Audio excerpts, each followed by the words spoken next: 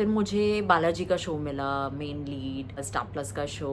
ये जो एक धक्का लगा, उसके बाद मैंने कहा कि नहीं नहीं नहीं, कुछ तो करना पड़ेगा। मैं कोई ऐसे रोना धोना वैसे मैं करती भी नहीं हूँ, मैं वो टाइप की हूँ भी नहीं। बट एक जो होता है ना कि आपको रियलाइज होता है कि यार you are so replaceable as an actor, कि आपको तो कभी भी कोई भी उठा के ऐसे निकाल सकता है। Hello everyone, welcome back to my channel. मेरा नाम है Shritama Mukherjee. I am an actor and I create lifestyle content on this channel. जैसा कि आप लोगों को पता है या जिन लोगों को नहीं भी पता है, मैं अपने लाइफ के 7 साल एक एक्टर रह चुकी हूँ। मैंने सोचा कि आज क्यों ना मैं अपनी एक्टिंग जर्नी के बारे में आप लोगों से बात करूँ एंड आप लोगों के साथ शेयर करूँ कि मैंने कैसे शुरुआत की, मेरे एक्सपीरियंसेस क्या रहे हैं as an Indian television actor, and मैंने क्यों टेलीविजन छोड़ने का डिसीजन लिया at the peak of my acting career. तो चलो शुरू करते हैं। मैं बॉर्न एंड ब्रॉट अप हूँ इन कोटा, जो कि एक बहुत ही खूबसूरत सा छोटा सा शहर है इन राजस्थान। मैं पढ़ाई वढ़ाई में बहुत अच्छी थी, टॉपर रह चुकी हूँ, रैंकर थी अपनी क्लास में। मेरे dad was always very like academically inclined कि मेरी बेटी डॉक्टर या इंजीनियर बनेगी। Kota is a hub of like IIT institutes and AIEEE और ये सब कुछ। तो मेरे डैड ने बोला कि जब उनको ऐसा लगा कि मुझे एक्टिंग करनी है, तो उन्होंने मुझे बोला कि पूरे देश भर से लोग यहाँ आते हैं पढ़ने के लिए और तुमको यहाँ से वहाँ जाना है एक्टिंग करने के लिए, so it was a big deal for him. Although academically I was very good, but at the same time I was more inclined towards like co-curricular cultural activities, dancing, music, this that। तो मुझे उसमें ज़्यादा interest था। मेरी mom ने देखा and obviously my dad also new, but मेरी mom को पता था कि ये इसी फील्ड में कुछ करने वाली है। IIT इंजीनियरिंग ये सब कुछ में मेरे को बिल्कुल भी इंटरेस्ट नहीं था। Obviously I was very competitive, तो रैंक तो मेरी आनी होती थी, मतलब I had to be in the top 3 in class, first second, specially top 2 actually, first या सेकेंड में आना होता था। बट मैंने कभी इतना ज़्यादा नहीं सोचा कि एकदम, मतलब वो वैसी स्टूडियस नहीं थी मैं कि मेरी होमवर्क कॉपी एकदम अच्छे से भरी हुई है या क्लासेस बंक नहीं करना। मैं तो बंक करके डांस रिहर्सल ही करती रहती थी, मतलब इट वाज लाइक दैट।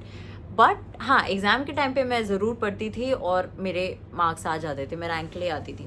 फिर उसके बाद मेरी मॉम ने ही मेरे डैड के साथ ये डिस्कशन किया कि इसको जाने देते हैं Bombay and let her try her luck in acting और वट एवर। बट ये बाद में हुआ। उससे पहले जब मेरे डैड को ऐसा लगा कि मैं थोड़ा इंक्लाइंड ज़्यादा हूँ टुवर्ड्स आर्ट, तो उन्होंने मुझे सिंगिंग क्लासेस भेजना शुरू कर दिया। उन्होंने बोला कि अगर तुझे इस इंडस्ट्री में जाना ही है तो बिकम अ सिंगर, क्योंकि एक्टर एंड डांसर की शेल्फ लाइफ बहुत कम होती है, तो गाना सीख लो, सिंगर बन जाओ। तो ठीक है, मैं बचपन से सिंगिंग सीखने लगी, क्लासिकल सिंगिंग सीखने लगी। और अगर आप लोगों को पता नहीं है, Shreya Ghoshal is also from Kota and मैंने उन्हीं के गुरुजी से अपनी ट्रेनिंग ली। ऐसा पॉइंट आया जब मेरे 10th बोर्ड्स आ गए और फिर obviously being this ranker person I wanted to study and focus on my studies. Mom dad ने भी बोला कि बोर्ड्स है तो अभी के लिए गाना हम लोग थोड़ी देर के लिए होल्ड पे रखते हैं, मतलब स्टॉप करते हैं, ब्रेक लेते हैं and then you can start back again. फिर वो स्टार्ट बैक तो हुआ नहीं। फिर मैंने एक्चुअली 8th स्टैंडर्ड में, उससे पहले चलती का नाम अंताक्षरी में पार्टिसिपेट किया था। तो that was the first time when like I was this kid जो बॉम्बे आई और आके पूरा सब देखा, कैसी होती है इंडस्ट्री, कैसे काम होता है, कैसे शूट होता है, वो सब कुछ। फिर मुझे यहाँ पे जो मेरे कॉन्टैक्ट्स बने और जिन लोगों से मैं मिली, उन सब लोगों ने मुझे बोला कि why don't you try an acting, तुमको तो एक्टिंग करनी चाहिए। सो मेरे को आई थिंक तब से वो एक वो सीड प्लांट कर देता है कोई, तो मुझे तभी लगा कि हाँ, वाई नॉट, ट्राई तो कर ही सकती हूँ, मैं एक्टिंग कर सकती हूँ। बट एनीवे, फिर उसके बाद मैं वापस कोटा चली गई। देन उसके बाद 2 साल, एक्चुअली 2 साल मैंने बॉम्बे आके, मैं एक दिन के लिए आती थी मॉम एंड डैड के साथ, या कभी सिर्फ मॉम के साथ या कभी सिर्फ डैड के साथ आती थी। ऑडिशंस लाइंड अप होते थे, ऑडिशंस देती थी, वापस घर चली जाती थी। ये 2 साल चला। उसके बाद 10th स्टैंडर्ड में मॉम डैड ने बोला कि चलो अभी ये सब बंद करते हैं, बोर्ड्स है तो बस अभी पढ़ाई पे ध्यान दो और बोर्ड्स में मतलब मेरे डैड का ऐसा था कि मेरिट में तो आनी ही चाहिए, तो मेरे को मॉम ने बोला कि देख अगर तेरे को बॉम्बे जाना है तो प्लीज़ मेरिट में आ, एंड देन डैड खुश हो जाएंगे, तेरे को भेज देंगे बॉम्बे। तो मेरे तो दिमाग में वही था। सो मैंने बोला कि अब सब छोड़ छाड़ के सिर्फ पढ़ाई पे ध्यान देते हैं, मेरिट में आना ही है। It was a big pressure for me, but I was like कि चलो हो जाएगा। तो I score 98% in my 10th standard, and newspaper पे नाम वाम आया, यू नो, मेरिट वेरिट के उसमें लिस्ट में। So my dad was very happy, and it was a big deal for him, and he wanted it so very badly. So I was like चलो करते हैं। ये होने के बाद देन 11th स्टैंडर्ड में मुझे ज़बरदस्ती मैथ साइंस लेनी पड़ी, because my dad was like, you know, कि वो टिपिकल इंडियन पेरेंट कि अरे ये बच्चा मेरिट में आया तो साइंस और मैथ्स ही लेगा और इंजीनियरिंग ही करेगा, यही करेगा। पापा के तो दिमाग में वही था। बट एनीवे मुझे नहीं लेना था, बिकॉज मुझे नहीं था कि मुझे पढ़ना है मैथ साइंस, तो बिल्कुल भी नहीं। सो आई वाज लाइक कि नहीं चाहिए। बट डैड के सामने मैं ज़्यादा कुछ तभी बोल नहीं पाती थी। अभी तो मैं तो भी बोल लेती हूँ, बट अभी नहीं होता था। मैंने ले लिया मैथ साइंस। मैथ साइंस लेने के बाद ऐसा था कि बहुत टफ हो गया यार सब कुछ, और मेरा दिमाग ही नहीं मतलब पढ़ाई में चलता था। मेरे को सिर्फ यही सोचती थी मैं कि मैं बॉम्बे कब आऊँगी and when will I start acting. So anyway my dad and my mom, उन दोनों ने बातचीत किया, मेरी मम्मी ने बात करके करवा दिया, मतलब डैड को मना लिया कि, तो मेरे डैड ने मुझे बोला कि ठीक है वो यहाँ से ऑडिशन देगी, उसको कुछ मिल गया तो जाएगी, नहीं तो मैं तो उसको नहीं भेजने वाला वहाँ पे स्ट्रगल करने के लिए। और यहाँ पे लोग बोल रहे थे कि अगर आप यहाँ पे आके रहोगे नहीं तो आपको काम कैसे मिलेगा। बहुत ही ज़्यादा ऐसी सिचुएशन थी मेरी कि मैं क्या करूँ, मतलब बिना पापा के परमिशन के तो जा नहीं सकती घर से। समहाउ आई थिंक वहाँ बैठे बैठे मुझे एक अपॉर्चुनिटी मिला। एक शो था, छोटा मोटा कुछ कैरेक्टर था उसमें, मैंने ले लिया तो मेरा शूट शुरू हो गया, तो मेरे को आना ही पड़ा। एंड उसकी वजह से मेरे, बिकॉज मैं एक कैथलिक स्कूल से हूँ, मैं सोफिया से हूँ, तो वहाँ पे अटेंडेंस मैंडेटरी था 95%। तो मेरी प्रिंसी ने बोला कि नहीं भाई, I can not let you continue here, आपको दूसरा स्कूल देखना पड़ेगा। तो मैंने एक्चुअली ड्रॉप लिया 11th स्टैंडर्ड में, एंड मैं बॉम्बे आ गई। यहाँ आके मैंने वो शो कर लिया और जो भी थोड़े बहुत पैसे मिले, एंड उसके बाद रूममेट्स के साथ रहने लगी।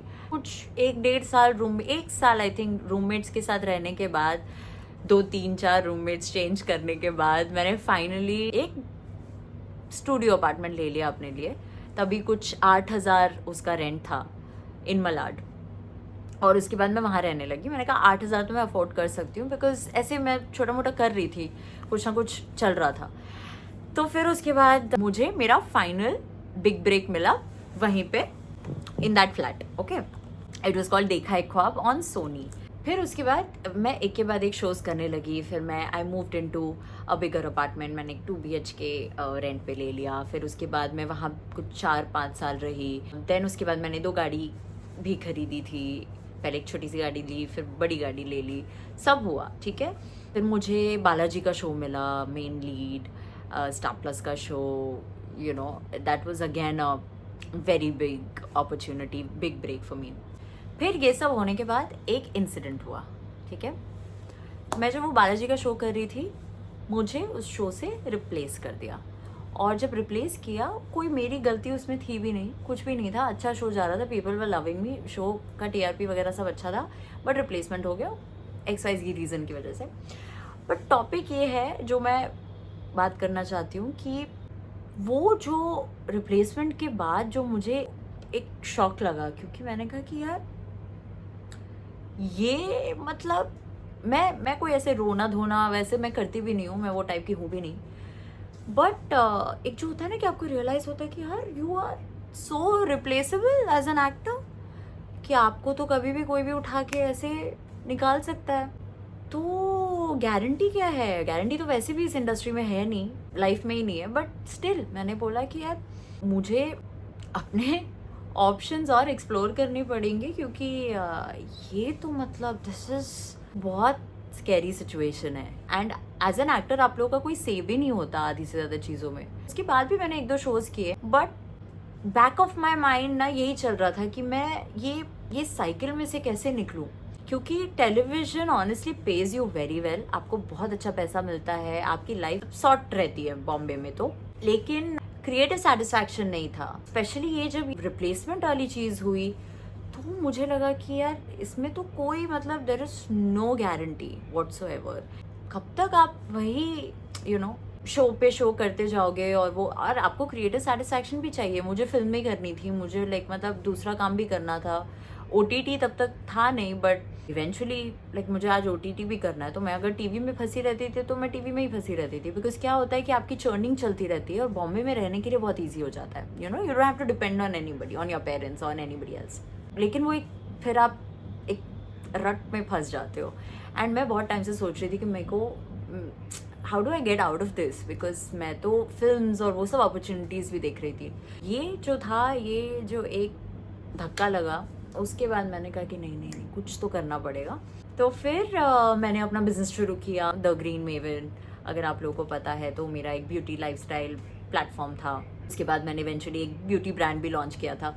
Nonetheless the moral of the story is कि आपको अपने ऑप्शंस खुले रखने पड़ते हैं।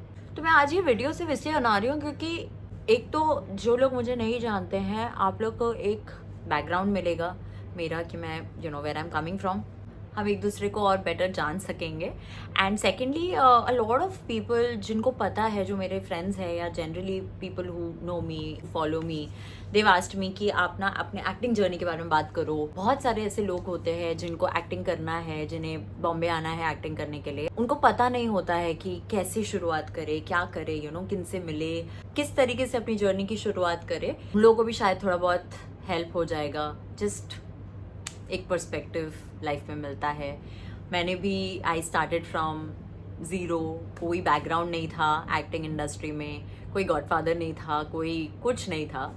आके ऑडिशंस देने लगी, लोगों को काम पसंद आया, काम मिला। तो मेरे लिए तो मैंने भी किया है बहुत सोशलाइज, नेटवर्क, दिस दैट। मेरे लिए तो काम नहीं करता है। मेरे लिए तो प्लेन हार्डवर्क और काम करो और टैलेंट दिखाओ और आगे बढ़ो, वही काम करता है। मैं ऑनेस्टली आके, वो होता है ना, आप एक स्टेप लेते हो फिर दूसरा स्टेप लेते हो, तो मैंने तो ऐसे ही किया है। मैं एक जगह गई, वहाँ 10 लोग से बात हुई, फिर वहाँ से कुछ कास्टिंग वालों के नंबर मिले, कुछ ये मिला, फिर उन लोग को अपने प्रोफाइल शेयर किए और फिर ऑडिशंस दिए और फिर शोज़ मिले और फिर काम अच्छा लगा, फिर दूसरा शो मिला। ऐसे ऐसे करते करते मैं फाइनली पहुँच गई जहाँ मुझे पहुँचना था। मुझे ऐसा लगता है कि लाइफ में ना, अगर आपको कुछ सही लगता है ना तो आपको वो करना चाहिए। दुनिया के लिए वो शायद सही ना हो, या उनके लिए शायद ऐसा हो कि ओह माय गॉड ये कैसे कर दिया यार, मतलब इतनी अच्छी अपॉर्चुनिटी और इतना अच्छा प्लेटफॉर्म मिला है, कैसे छोड़ सकते हैं। मुझे कुछ चीज़ समझ आई तो मैंने वो स्टेप तभी लिया। मुझे खुशी है कि मैंने वो स्टेप तभी लिया, बिकॉज उसने मेरे को लाइफ में बहुत कुछ सिखाया है और बहुत हेल्प किया है in my overall growth and development. That's it. That's how my acting journey has been. तो अगर आप प्लान कर रहे हो कि आपको एक्टिंग करनी है, आपको बॉम्बे आना है, तो पहली बात तो टेलीविज़न वाला सीन अभी थोड़ा सा, टेलीविज़न क्या, हर जगह हर प्लेटफॉर्म पे सीन बहुत डिफरेंट हो गया है। अभी बहुत कंपटीशन बढ़ गया है, सब कुछ सोशल मीडिया, ये वो काफ़ी सारी चीज़ें आ गई है, डिफ़िकल्ट हो गया है ओवरऑल।